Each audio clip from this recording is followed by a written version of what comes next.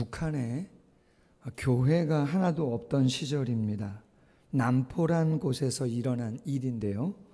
그 선교사의 전도를 받아서 평양에서 교회 생활을 열심히 하던 한 부인이 남포라고 하는 곳으로 이사를 갔습니다.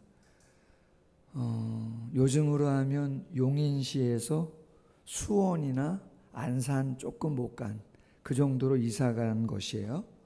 신앙이 좋은 이 부인은 매주 소 달구지를 타고 두 아들과 함께 남포에서 평양까지 먼 거리를 다니며 주의를 지켰습니다. 부인의 평생 소원이 있다면 남포에 예배당 세우는 것입니다. 여느 날처럼 소 달구지를 몰고 평양으로 예배를 드리러 가던 중에 한 아들이 소에게 휘두른 채찍이 엉뚱하게 마주오던 말을 때리고 말았습니다. 말이 깜짝 놀라 뛰는 바람에 마부가 떨어져서 중상을 입게 되었습니다. 모자는 경찰서로 가게 되었고 화해가 돼야 되는데 화해가 잘 안 돼가지고 재판을 받게 되었습니다. 여러분, 용인에서 수원이나 안산까지 소 달구지를 끌고 가던 시절에 말도 아니고 얼마나 오래 걸려요. 여름에 떼약볕에 감당되겠습니까? 가는 이유는 예배를 사모해서입니다. 그럼 하나님이 지켜주셔야죠. 새 힘도 나게 하시고 어려움도 없어야 되고 길도 열어주시고 빨리빨리 소원도 들어주셔야 되는데 웬걸요? 시험거리가 생깁니다. 마음의 갈등거리, 무거운 짐만 자꾸자꾸 늘어나는 격인 거죠. 여러분, 우리는 어떻습니까? 우리의 일상에도 이와 비슷한 일들 꽤 있죠. 중한 질병들, 또 연세 많으신 어르신들의 통증으로 인한 좀 어려운 모습들, 또 아주 오래된 지병으로 인해서 힘겨워하는 모습들이 각 가정에 꽤 많이 계세요.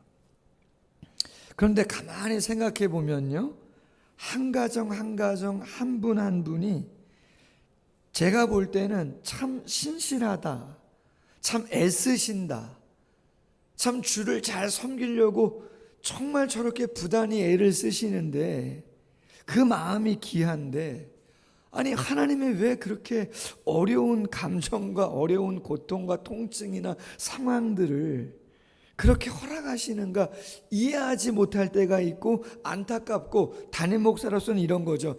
내가 능력이 부족한가? 좀 더 좀 많이 기도해줘서 벌떡벌떡 좀 일어나시고 좀 빨리빨리 좀 나으시고 이러면 좋은데 말이에요. 여러분, 꼭 건강 문제만 그런 건 아니잖아요.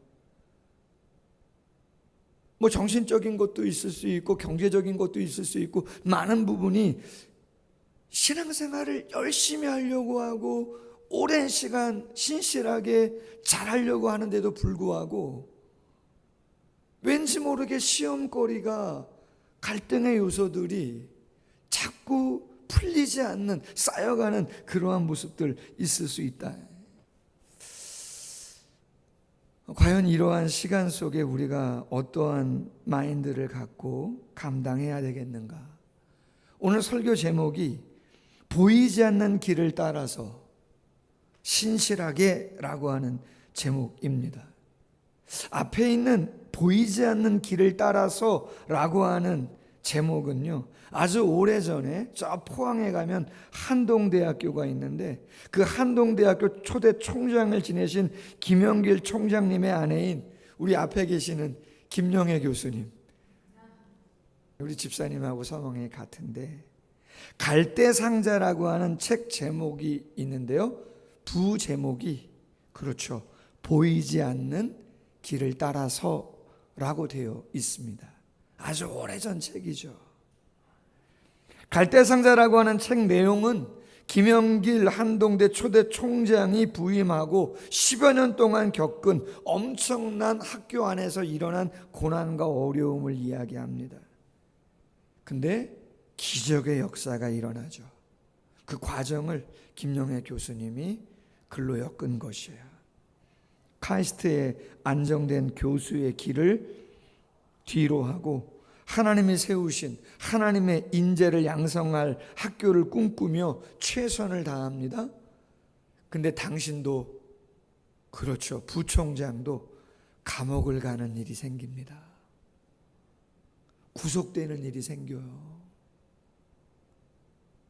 편안한 일을 뒤로 하고 주를 위해서 헌신한 건데 시험거리가 생긴단 말이죠. 근데 하나님의 놀라운 기적과 은혜로 그렇죠. 지금의 한동대학을 이루는 초석을 놓게 된 것이죠. 어떻게 보이지 않는 길을 끝까지 걸어갈 수가 있을까?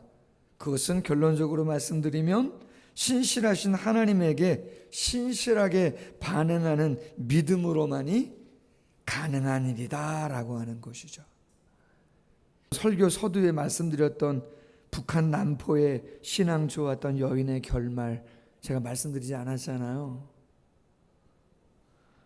아들이 소에게 휘두른 채찍이 마주오는 말을 때리는 바람에 마부가 떨어져 중상을 입었고 화해가 되지 않아서 재판에 넘겨진 여인.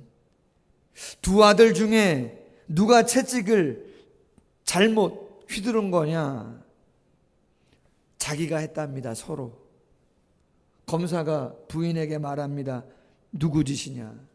부인은 솔직히 잠깐 졸았는데 잘 모르지만 정말 한 아들한테 벌을 주어야 한다면 작은 아들에게 벌을 내려라.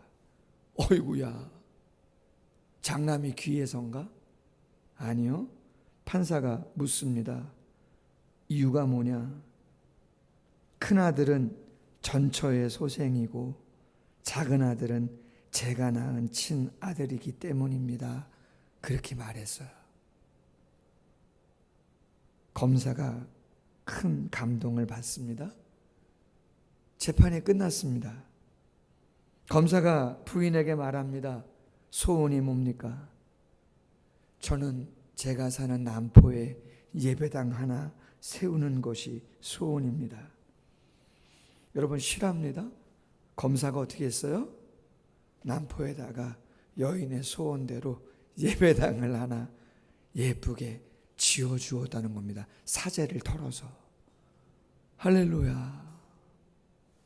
개인적으로나 가정으로나 교회적으로 믿음의 성도가 정말 무엇을 붙잡고 기도하며 삶을 감당해 가야 하는 것인가? 다른 게 아니죠. 보이지 않는 길에서 신실하신 하나님 앞에서 우리의 신실을 보여주어야 할 줄로 믿습니다. 사랑하는 사람들이 바뀌지 않고 재정적인 상태나 우리의 건강이 따라주지 않는 모습이 있다 할지라도 주님 붙잡고 가는 것이죠. 꼭 기적이 일어나서가 아니라 그 신실함 자체가 기적입니다. 아멘. 감당 자체가 놀라운 능력인 것이죠. 바라기는 이 힘겨운 시대에 우리 모두가 요게벳과 같은 갈대상자, 노아와 같은 방주를 지으라면 짓고 빚으라면 빚어서 하나님의 놀라운 구원을 경험하는 우리 모두가 될 수 있기를 주님의 이름으로 소원합니다.